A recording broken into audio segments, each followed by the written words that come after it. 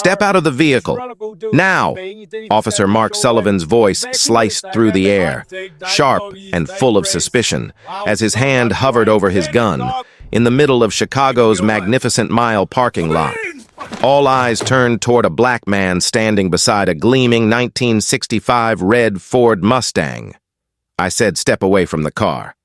"Don't make me repeat myself," Sullivan barked again.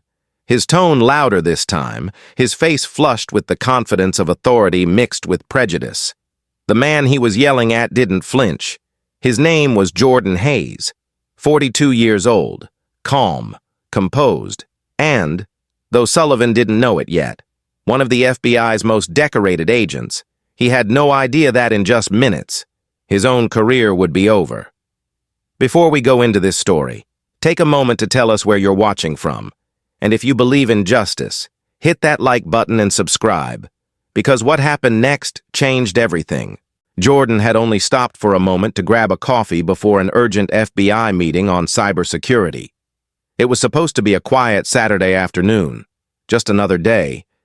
But for Officer Sullivan, the sight of a black man behind the wheel of a pristine vintage Mustang screamed one thing: stolen.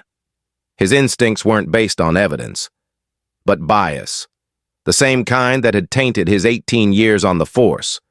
3 profiling complaints, 2 excessive force suspensions. But none of that mattered to him now. All he saw was color and assumption. "Whose car is this?" he demanded. Jordan, dressed neatly in a dark blazer and slacks, held his coffee calmly and replied, "It's mine. Registered under Jordan R. Hayes." His voice was steady, the kind that carried authority without arrogance. Yet Sullivan sneered. "That's a funny coincidence," he muttered. "Circling the car. A car like this doesn't belong to someone like you." Those words, "someone like you," hit with the weight of centuries. Jordan didn't respond. He'd heard it before. At 18, he'd been pulled over in this same city, accused of stealing his own car back then, too. That day, his father, James Hayes, a veteran Chicago police officer, had told him, "Son, keep your composure. They can take your rights in a second, but never let them take your dignity." Today, that memory kept him grounded. He reached for his wallet slowly, narrating every motion, a trained professional aware of every risk. "I'm going to show you the registration. Don't you move!" Sullivan barked, drawing his weapon halfway out. The crowd gasped. Phones rose into the air. A mother shielded her child. One voice in the distance shouted, "He didn't do anything." But Sullivan wasn't listening. His hand trembled, not from fear, but from arrogance. "I know this type," he muttered under his breath. "Always slick, always lying." Jordan raised both hands slightly, voice firm but calm. "Officer, please, check the plate number before you escalate this." The license plate gleamed under the sunlight. JRH 1965, his father's initials and birth year. That car wasn't just a car. It was legacy. A restored memory from a man who'd served the same department that was now pointing a gun at his son. A few feet away, Clara Jenkins, an elderly black woman holding grocery bags, froze as she recognized him. "Jordan Hayes?" she said, stepping closer. "James's boy? Lord, that's James's son." She dropped her bags and waved frantically. "Officer, I know this man. His father worked 30 years for CPD." But Sullivan snapped back. "Ma'am, step away from the suspect." Clara's voice cracked with outrage. "Suspect? That's an FBI agent, you fool!" The crowd grew louder now, a dozen phones recording, whispers turning to shouts. "Let him go! This is racism!" Sullivan's radio crackled, but he ignored it, fixated on asserting dominance. "Put your hands where I can see them!" he yelled again, stepping closer, his finger brushing the trigger guard. Jordan's phone buzzed, Special Agent in Charge Emily Chen flashing on the screen. He didn't dare move to answer it. Not yet. His meeting was in 15 minutes, but this was no longer about time. This was about survival. "Officer," Jordan said slowly, You are detaining a federal agent without cause. Sullivan scoffed. Federal agent? Right. And I'm the mayor. The words dripped with sarcasm as he smirked at the crowd. Show me your ID. If you even have one, you'll get it when you lower your weapon, Jordan replied. Until then, this is an unlawful stop. Sullivan took a step closer. You threatening me? No, Jordan said evenly. I'm reminding you of the law. The crowd murmured with awe for the first time. Sullivan hesitated. His authority was crumbling under the gaze of dozens of lenses. Still, his pride wouldn't let him back down. Back up in 5 minutes. He mumbled into his shoulder mic. Possible stolen vehicle. Armed suspect. Jordan's patience was wearing thin, but his training kept him controlled. Armed suspect? He repeated. You just lied on your own radio. Sullivan didn't respond. Clara, furious now, shouted toward the officers pulling up. He's innocent. That man's an FBI agent. I worked with his daddy. Her words carried weight. 35 years in the department made her a familiar voice, but Sullivan's bias was louder than reason. Ma'am, one more step and you'll be detained too. You go ahead, she said fearlessly. But the city will know your name before sunset. Sullivan's jaw clenched. For a brief second, uncertainty flickered in his eyes. Jordan caught it. You don't want to do this, he said softly. Not today. The tension hung thick in the air. A single wrong move could ignite disaster. Across the lot, a teenager live-streamed the scene, the title flashing across the screen. Black man stopped for stealing his own car. Within seconds, hundreds were watching. Officer Sullivan had no idea his every move was being broadcast across social media, but Jordan knew. He also knew that no badge, no rank, and no years of service could protect someone from the truth once it was on camera. And as Sullivan stood there, breathing heavy, finger twitching near the trigger, Jordan looked him straight in the eyes and said, You're making the worst mistake of your career. Those words, spoken with quiet certainty, hung in the wind like a prophecy, and within minutes, they would come true. Officer Sullivan's voice cracked with anger as he barked into his radio. Dispatch, I need immediate backup at Magnificent Mile Plaza. Possible stolen vehicle. Suspect refusing orders. His tone was deliberately urgent, painting Jordan as a threat when all he'd done was stand still. The tension felt electric, coiling tighter with each passing second. Jordan, hands raised, tried to reason calmly. Officer, there's no reason for backup. I've complied with everything. Just run the plate. Sullivan's hand trembled near his gun, but his pride refused to let him step back. You think I'm stupid? Guys like you always have an excuse, he said, pacing with short, angry strides. You think a nice suit and smooth talk will fool me? Jordan looked directly at him, voice low but steady. No, I think your fear is fooling you. That single line hit harder than a shout. Sullivan's eyes flared with humiliation. Don't test me, he snapped, and in one motion, he yanked his gun fully from the holster.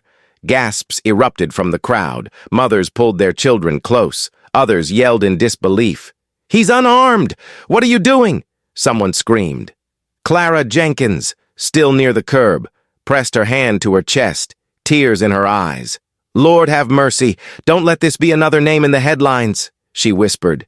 Jordan kept his voice even, fighting to stay composed. I'm not resisting. Officer, my badge and registration are in my jacket pocket. You can take them yourself. But Sullivan wasn't listening, his judgment clouded by a lifetime of unchallenged authority and bias. Hands where I can see them, he barked again.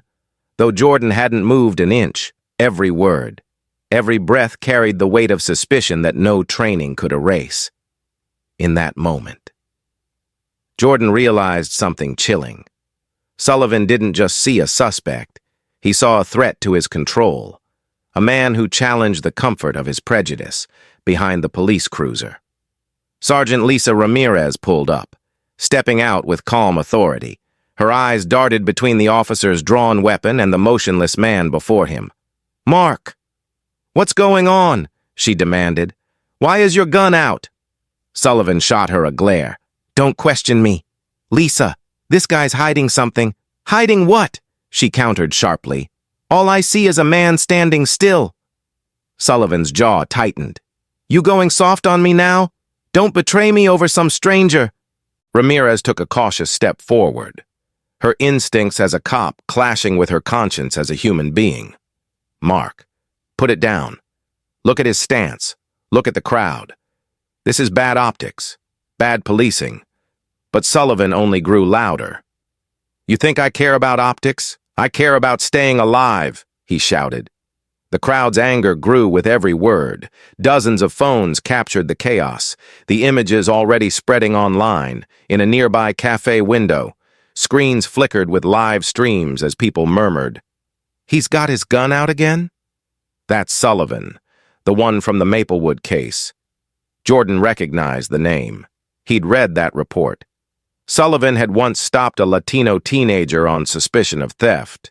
The boy had been innocent, traumatized, and the case buried under bureaucracy.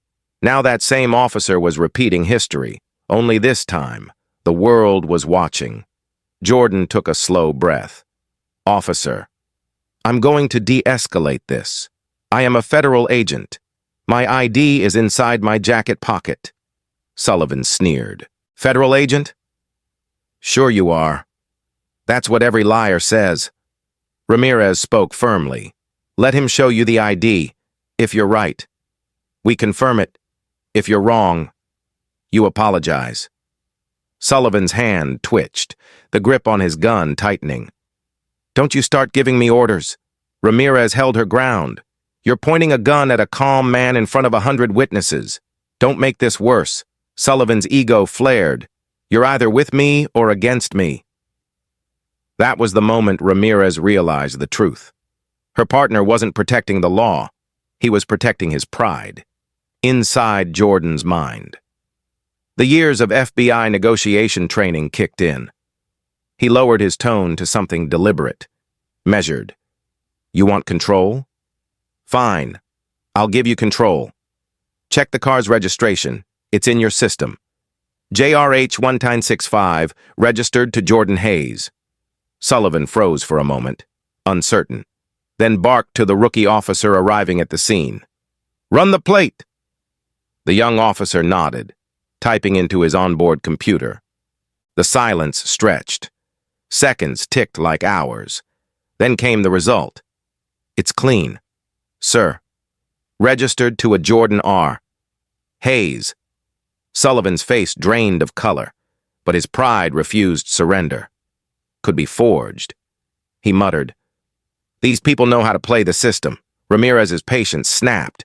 "These people?" she repeated, her voice hard as steel. "You hear yourself. Mark, this isn't policing, it's prejudice." The crowd roared in agreement. Jordan, still calm, lowered his hand slightly. "Sergeant Ramirez." "Thank you. May I show my badge now?" "Go ahead," she said, nodding carefully. Sullivan tried to intervene, but Ramirez blocked him with a firm hand. Enough. Jordan slowly reached into his jacket, every motion deliberate. He pulled out a black leather wallet, flipped it open, and held it toward her. The golden emblem of the FBI glinted in the sunlight. Gasps swept through the crowd again, this time mixed with murmurs of outrage and disbelief. "He really is FBI," someone shouted. "Oh my God, he's an agent!" Ramirez stared at the badge, her voice quiet but certain. "It's real." Sullivan's world tilted. His authority, his assumptions, all of it collapsed in an instant. "No," he said weakly, shaking his head. "It can't be." "You're lying." "I don't need to lie," Jordan replied, his tone soft but cutting. "But you just did. Over the radio." The weight of that truth hit Sullivan like a blow. His hand shook, the gun still pointed but now unsteady. Clara stepped forward again, voice trembling with both anger and pride. "You see, officer, That's James Hayes's boy. His father bled for this city, and now his son's bleeding for your pride." Sullivan's eyes flickered, caught between guilt and rage. "I didn't know," he whispered, almost to himself. Ramirez glared. "That's the problem, Mark. You never wanted to know." Jordan kept his gaze steady, his tone quiet but commanding. "Holster your weapon. Officer, this is over. For a moment." Sullivan hesitated. Then, with a trembling sigh, he slowly lowered the gun. The crowd erupted in cheers and relief, but Jordan didn't celebrate. He simply looked at the man before him and said, "You just broadcasted your prejudice to the whole city."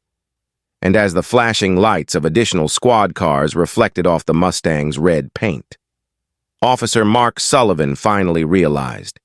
He hadn't just drawn his weapon on a black man, he had drawn it on the truth that would destroy his career within minutes. The plaza had transformed into a live spectacle of chaos and disbelief. A ring of onlookers had formed around the scene, phones lifted high like torches, each recording history in real time. "He's FBI!" someone shouted, but others were too stunned to believe it.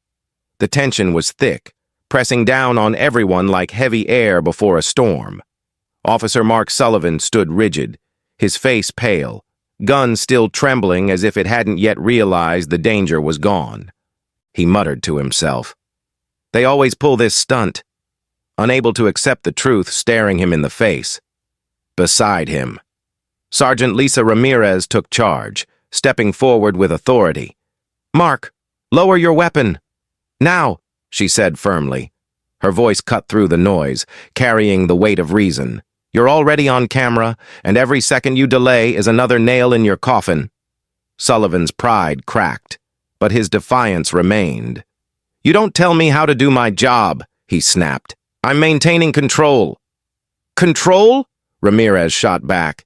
"You lost that the moment you aimed at an innocent man. The rookie, Officer Kyle Thompson, fidgeted nervously nearby.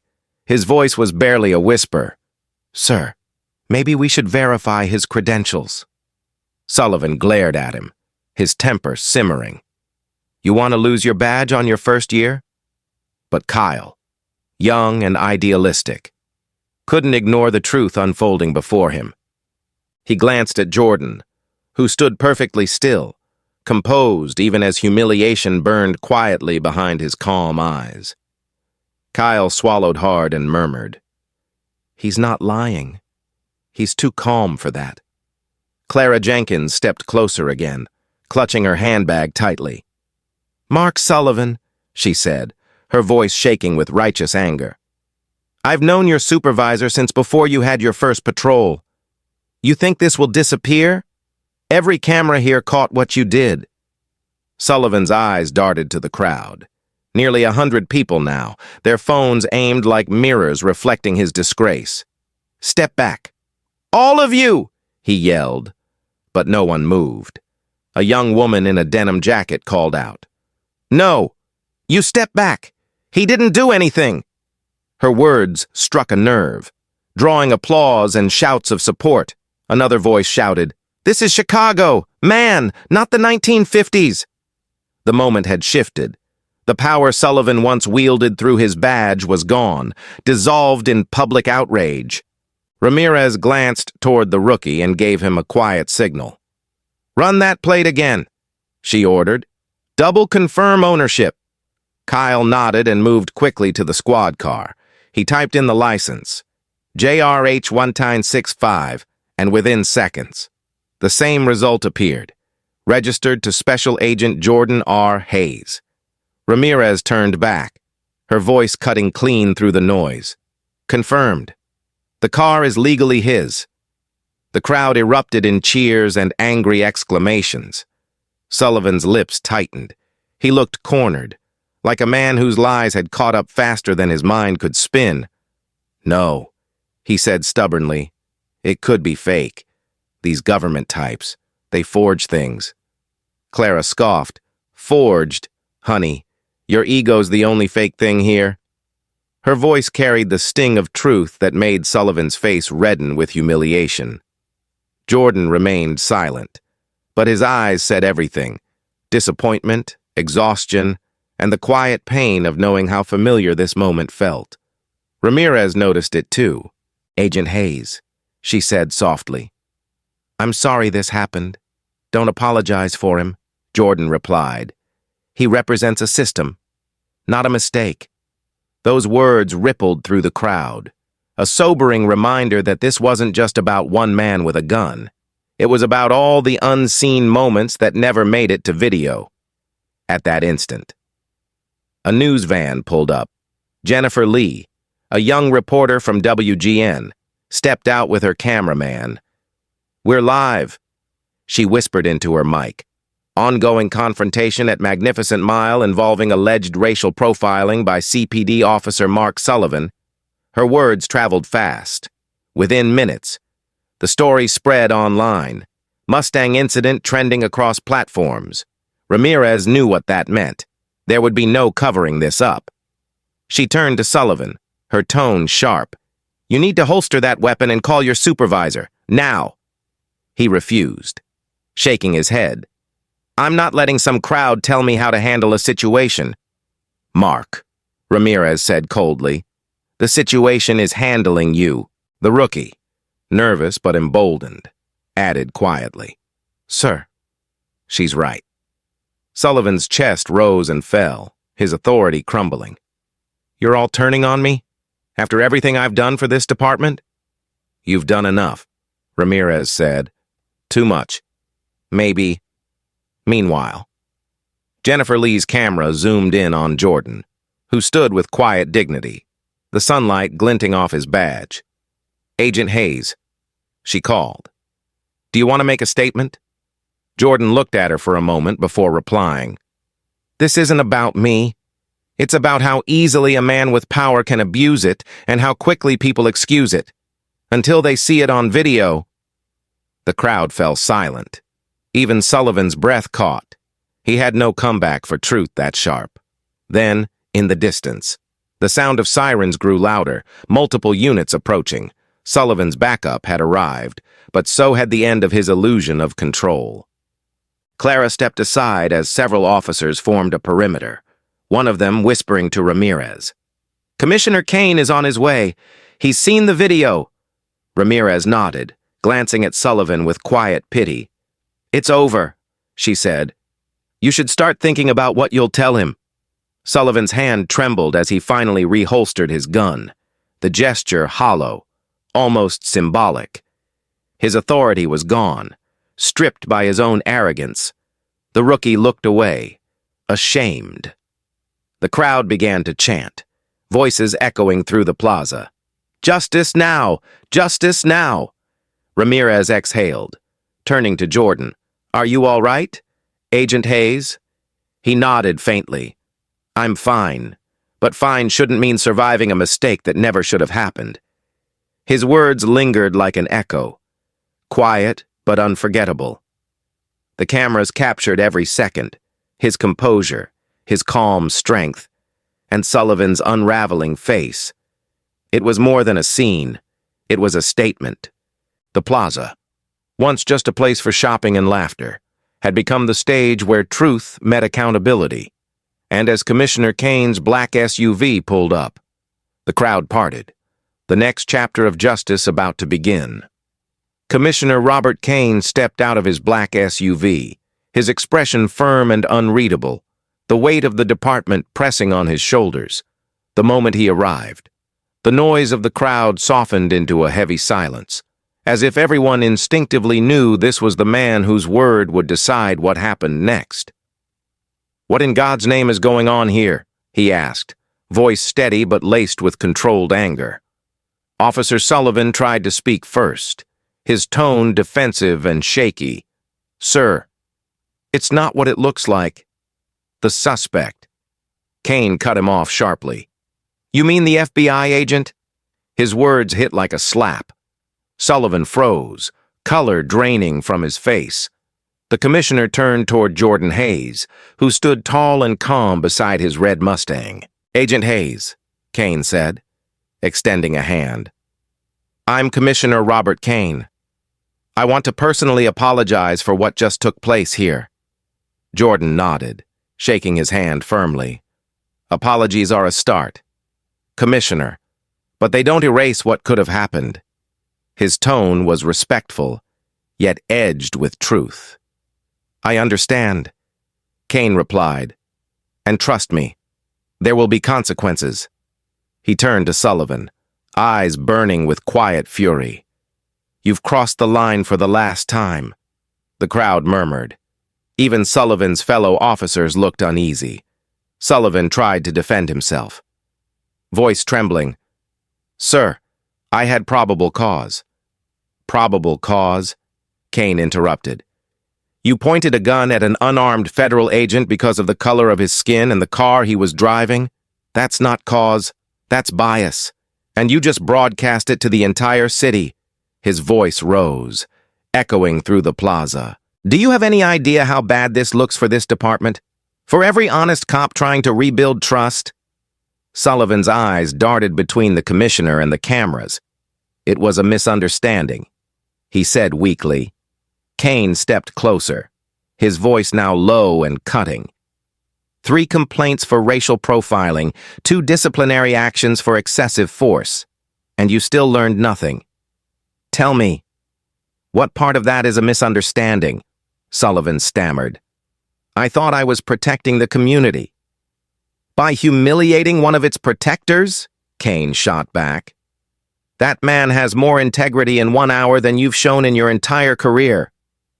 The crowd erupted in applause and shouts of approval. Clara Jenkins, standing near the front, crossed her arms with a faint, proud smile.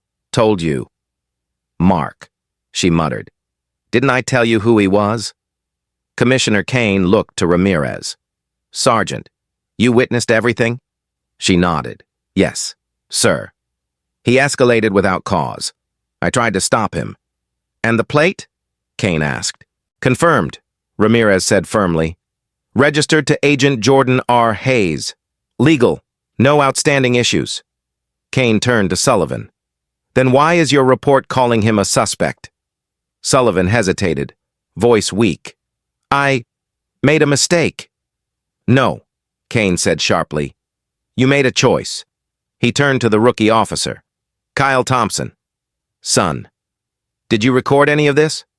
Kyle nodded nervously. Yes, sir. My body cam was on from the start. Kane's jaw tightened. Good. That footage will go directly to Internal Affairs and the U.S. Attorney's Office by midnight. The color drained from Sullivan's face as he realized how far this had gone. Sir, please, this could ruin me. You did that yourself, Kane said coldly. You're suspended effective immediately. Badge, weapon, now. The plaza fell completely silent. Sullivan's hands shook as he unpinned his badge, the sound of metal against fabric echoing like judgment.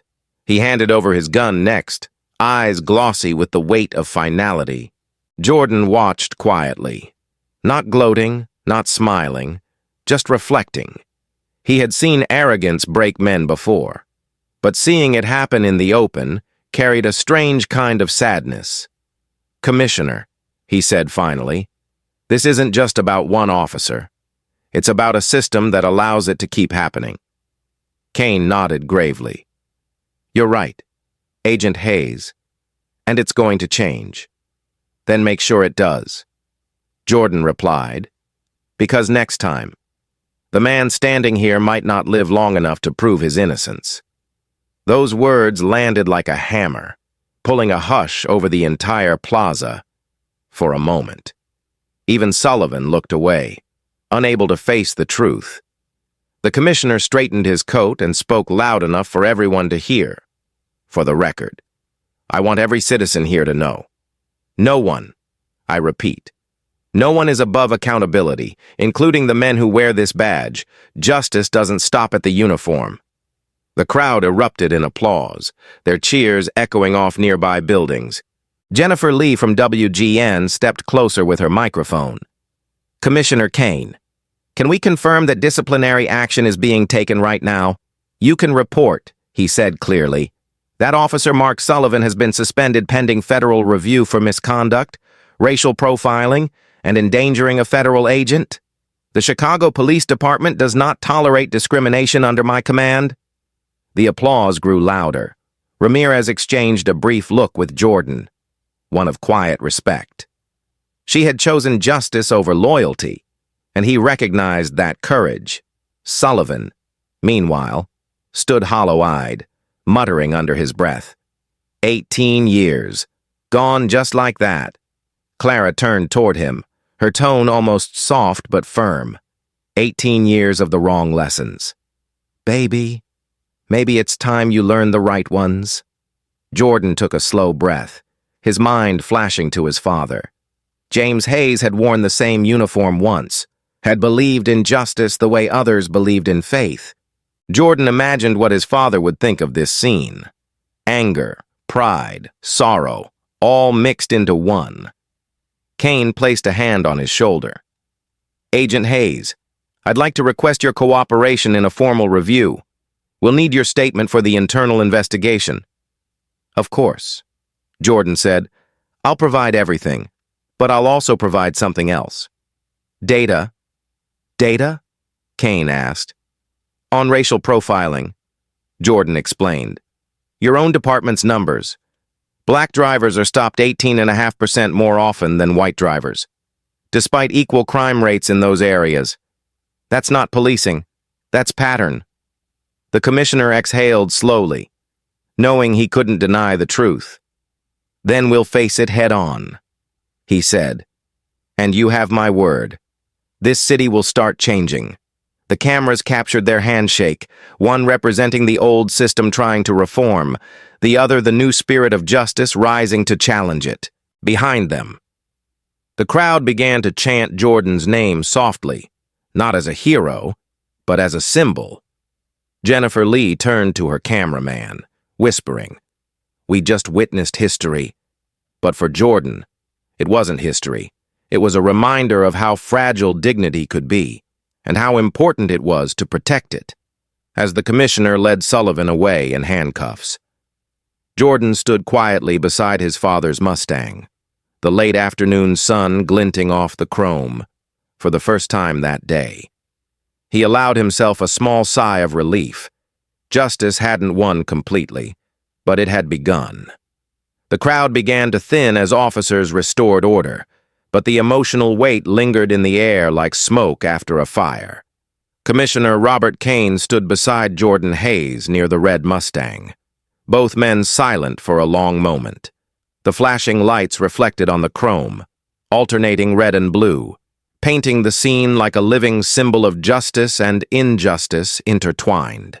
"Agent Hayes," Kane finally said, voice heavy, "I'll be forwarding every bit of this to Internal Affairs and the DOJ. This department has a long road ahead." Jordan nodded, his expression calm but resolute. "That road starts today. Commissioner, this can't just be another viral story that fades by Monday. It won't be." Kane replied, "Not under my watch." Behind them, Mark Sullivan sat in the back of a patrol car, hands cuffed, eyes distant. The weight of humiliation and fear pressed against him like invisible chains.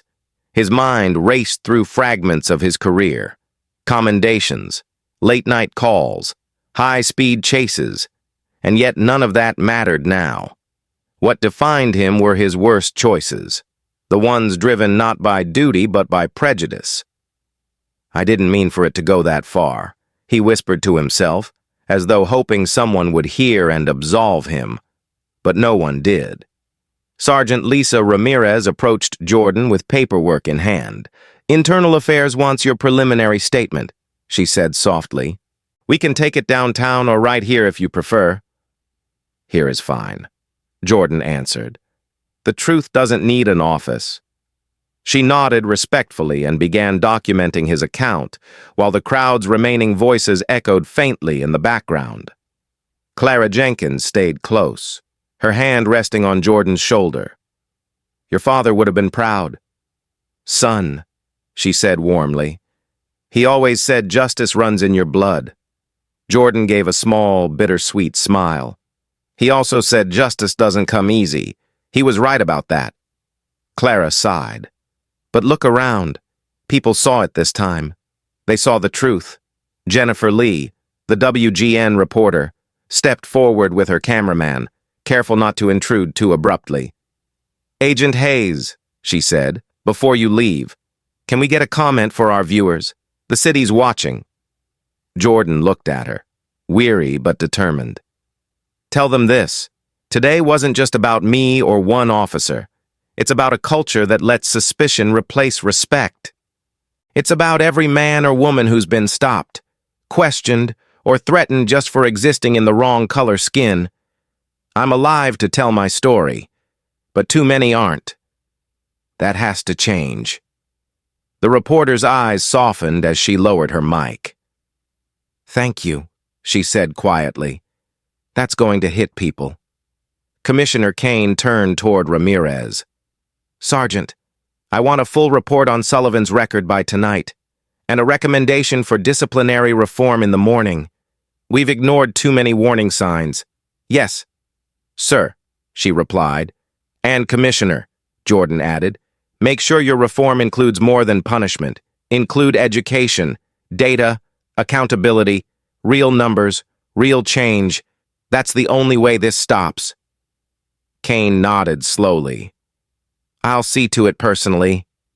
Then, as if remembering the chaos of the day, he sighed. "It's ironic, isn't it? My own mother, Clara Jenkins, was the one who called me here. I had no idea she was calling about you." Jordan blinked, momentarily surprised, then turned toward Clara. "You're his mother?" She smiled proudly. "That's right. He might run the department, but I still tell him what's right." Kane chuckled softly, the first hint of levity all afternoon. And, as usual, she was right. He said, "You deserved better. Agent Hayes, I can't undo what happened, but I can make sure it never happens again." "Then do it," Jordan replied simply. "Not for me, but for the next man who won't have a badge to defend himself." The sun began to dip lower, casting long shadows across the plaza. The once hostile scene had turned somber, reflective, almost sacred. Sullivan was escorted out of the car by internal affairs officers, his wrists still cuffed. As he was led past Jordan, he hesitated. "Agent Hayes," he said softly, his voice barely audible. I didn't know." Jordan looked him in the eye, his voice steady. "That's exactly the problem. You never wanted to." Sullivan's shoulders slumped as the officers guided him away. The image of a fallen cop walking past the man he wronged would become the defining photograph on tomorrow's front pages. Jennifer Lee's voice narrated live. "Officer Mark Sullivan has been taken into custody following a racially motivated confrontation with FBI Special Agent Jordan Hayes. Commissioner Kane has confirmed an internal investigation and a promise of systemic reform across the city." Televisions flickered with the footage. Storefronts, cafes, homes, people watching in disbelief as truth unfolded before their eyes. Ramirez approached Jordan once more. "The press won't let this go. You just lit a fire under the city." "Good," Jordan said quietly. "It's time something burned away the rot." Kane stepped closer. "Agent Hayes, you'll be debriefed tomorrow at FBI headquarters. I'll coordinate with your director. You have my full cooperation." "I appreciate that," Jordan replied. "But I have an urgent meeting I still haven't made. I was on my way to it before all this started." "Go," Kane said. "You've done enough for one day." Jordan gave a firm nod and turned toward his car. Clara stopped him briefly. "You sure you're all right, baby?" "I'm fine," he said softly. "Just tired of proving I belong." He opened the door of his father's Mustang and paused, looking around the plaza one last time. The same place where humiliation had nearly turned deadly now stood as a symbol of reckoning.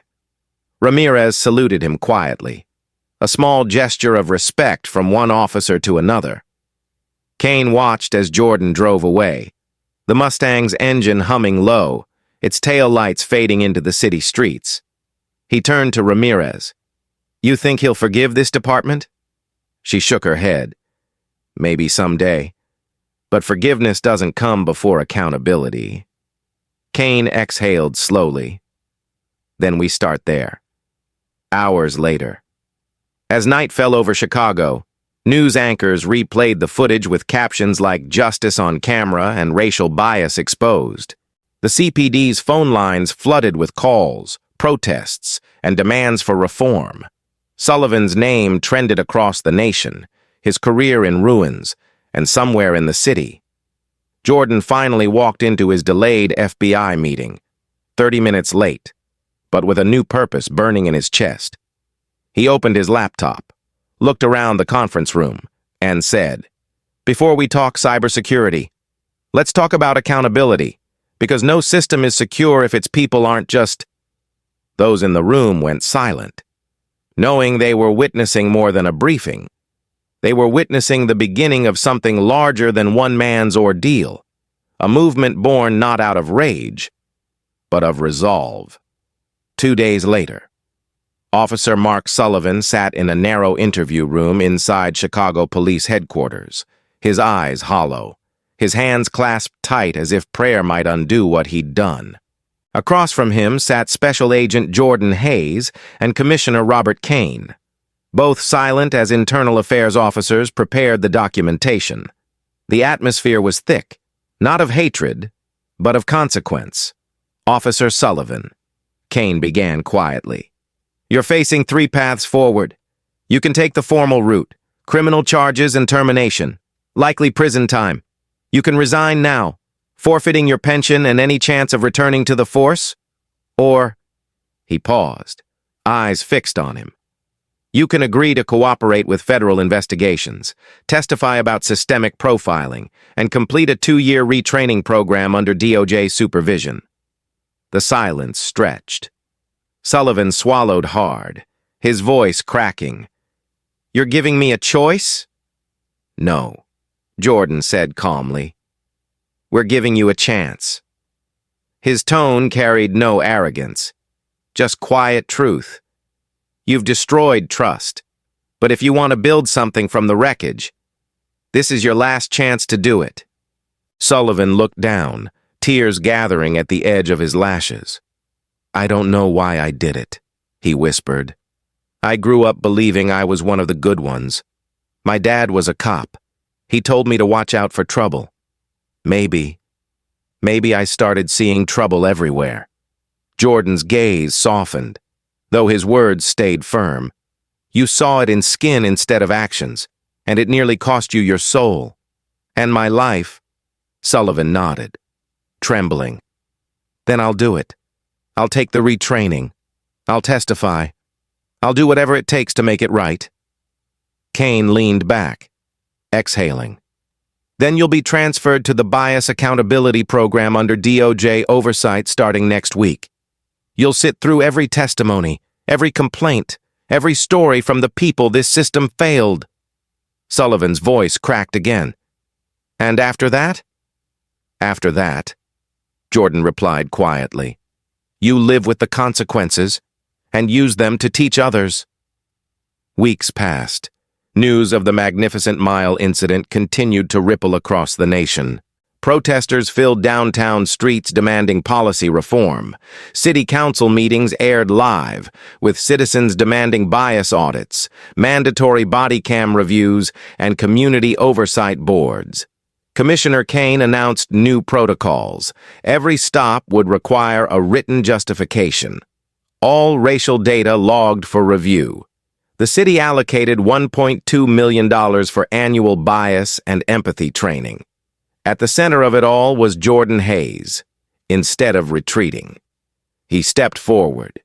He founded the James Hayes Foundation, named after his late father, to advocate for fair policing and data transparency. The foundation gathered national attention when Jordan revealed new statistics across America. Black drivers were stopped nearly 18.5% more often than white drivers, yet contraband was found less frequently in those searches. The numbers don't lie. He told a congressional committee, "Bias isn't opinion, it's measurable." Meanwhile, Sullivan began his reluctant transformation. At first, he sat through training sessions in silence, resisting every word about equity and empathy. But slowly, the stories of those he'd once dismissed began to chip away at his defenses. A single mother from the South Side described being pulled over for looking suspicious while rushing her child to the hospital. A young man told how a routine stop ended with a gun pointed at his head. Sullivan couldn't look away. One afternoon, after a session, he found Jordan waiting in the hallway. "You really think people like me can change?" Sullivan asked. Jordan folded his arms, considering the question carefully. "Only if you want to. Change isn't a headline. It's a choice you make every day." Sullivan nodded quietly, realizing that this wasn't forgiveness. It was responsibility.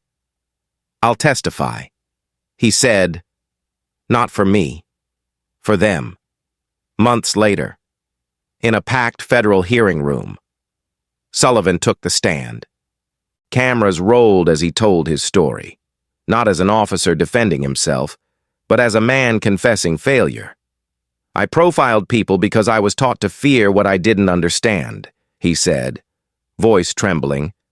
"But that fear isn't law enforcement. It's ignorance wearing a badge." The room fell silent. Jordan watched from the front row, his face unreadable but his eyes filled with something close to relief. The testimony went viral within hours, sparking headlines nationwide. "Racist officer admits bias, calls for reform." It was uncomfortable truth, but necessary truth. Commissioner Kane followed through on his promise. The Chicago Police Department launched the Justice Initiative, partnering with Jordan's foundation to introduce a new officer mentorship program. Sergeant Ramirez was promoted to captain, overseeing training reforms citywide. She insisted on one simple rule: every new recruit must complete a 40-hour empathy field course before receiving a badge. "Understanding the people you serve," she said, "is as vital as knowing how to use your weapon." Across the country, other states took notice. Within 6 months, 25 states passed versions of the Fair Policing and Transparency Act, inspired by the reforms sparked by that single moment in Chicago. Jordan's name appeared on advisory panels from Washington to Atlanta, but he never sought fame. In interviews, he always gave credit to others: his father, Clara Jenkins, Ramirez, even Sullivan. "We all played a role," he said in one segment, "some of us as warnings, some as lessons. But the goal is the same: justice without bias." Late one evening, as the city lights shimmered along Lake Michigan, Jordan sat in his office at the James Hayes Foundation. On his desk lay a letter, handwritten, smudged with ink. It was from Sullivan. "Agent Hayes, I know I'll never erase what I did. But last week, a young black recruit I mentored said something that stuck with me," he said. "I joined because I met a cop who admitted he was wrong." Maybe that's something worth holding on to. Thank you for not letting me walk away unchanged. Jordan read the letter twice, then folded it carefully and placed it inside his father's old badge case. He looked out the window, the city glowing below, and whispered softly, "Justice is more than punishment. It's understanding." And as the night stretched over Chicago, a new kind of peace settled. A quiet reminder that redemption doesn't begin when the noise fades. It begins when a man faces himself and decides never to repeat the silence that once protected his prejudice. 6 months had passed since the confrontation at the Magnificent Mile, but the echoes of that day still rippled through Chicago and beyond. What began as a moment of humiliation had transformed into a national reckoning. Jordan Hayes, now appointed as senior advisor for federal policing reform under the Department of Justice, stood before a packed congressional chamber in Washington, D.C. The air was heavy with anticipation as he adjusted the microphone. Cameras rolled, reporters scribbled notes, and millions watched live. 6 months ago, Jordan began, his voice steady but filled with quiet conviction. An officer pointed a gun at me because he believed a black man couldn't own a classic car. That single moment wasn't just about one man's bias. It was about a system's blindness. But today, we stand on the other side of that moment, proving that accountability can build trust, not destroy it. The audience fell silent, hanging on every word. He went on to explain how the reforms born from that incident had reshaped departments across the nation. 25 states have implemented bias transparency laws. Every stop, every arrest, every complaint is now logged and reviewed through civilian oversight. We've made the first step toward a justice system that serves all, not just some. At the back of the chamber, Commissioner Robert Kane listened with quiet pride. Chicago had once been a headline for police misconduct. Now it was becoming a model of reform. He thought of his mother, Clara Jenkins, who sat beside him that day, tears glistening in her eyes as she whispered, "James Hayes would be proud of that boy." Jordan continued, "My father wore the same badge that once turned against me, but I refused to let his sacrifice be stained by silence. Justice isn't about vengeance, it's about transformation." Applause filled the room, but amid the cheers, one man sat alone in quiet reflection. Mark Sullivan, no longer an officer, his uniform replaced by a simple gray suit. He had traveled to Washington at Jordan's invitation. His face bore the marks of regret and time, but his eyes held something different now, humility, when Jordan finished his address. The committee chair thanked him and called for the next speaker. To the surprise of many, Jordan gestured toward Sullivan. "Before we conclude," he said, "I'd like to introduce someone who represents what real change can look like. Not from power, but from repentance." Murmurs spread through the chamber as Sullivan approached the podium. He hesitated before speaking. "I used to wear a badge with pride." He began softly, but pride without compassion is just arrogance in uniform. 6 months ago, I let my fear decide a man's worth. I drew my weapon on an innocent person because of the color of his skin. That moment destroyed everything I thought I was, but it also opened my eyes to what I could still become. The room was silent except for the sound of cameras clicking. Since then, Sullivan continued, "I've worked with the James Hayes Foundation, teaching new recruits what not to become, every week. I stand before classrooms full of young officers and tell them that power means nothing without conscience. I've lost my career, my family, my reputation, but I've gained something I never had before. Understanding." He paused, voice breaking. "Agent Hayes didn't forgive me to make me feel better. He gave me a chance to make sure my mistake doesn't happen again." When he stepped away, the applause was soft, respectful, not for redemption, but for honesty.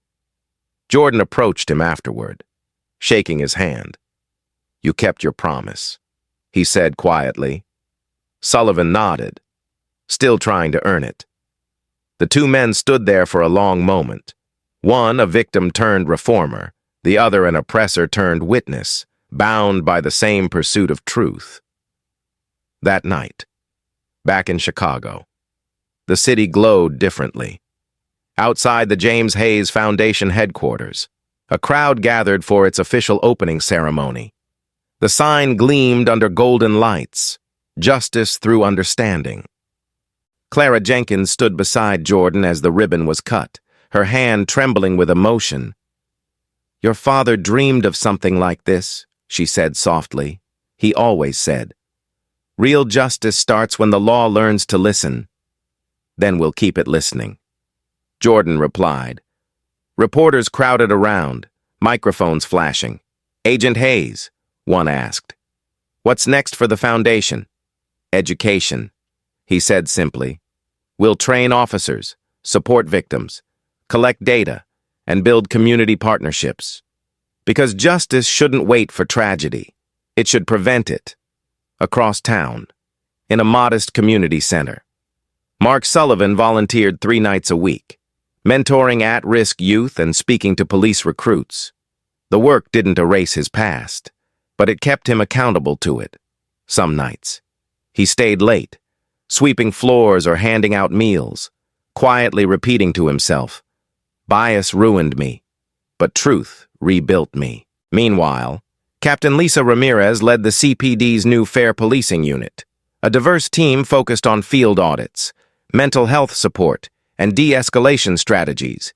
In her first public report, she wrote, "We can't change history, but we can change culture, and that begins with humility." By December, the first annual Justice Data Report revealed measurable progress.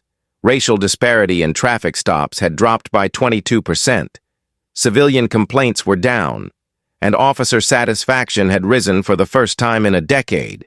The city that once stood as a symbol of division had become a blueprint for reform. On the anniversary of the incident, Jordan visited the Magnificent Mile parking lot where it all began. The Mustang gleamed in the winter sun, the same car that had nearly cost him his life, now a symbol of endurance. A small memorial plaque stood nearby, commissioned by the city, "To every life threatened by bias and every soul redeemed by truth. May justice be our legacy." Jordan stood in silence for a while before Clara joined him.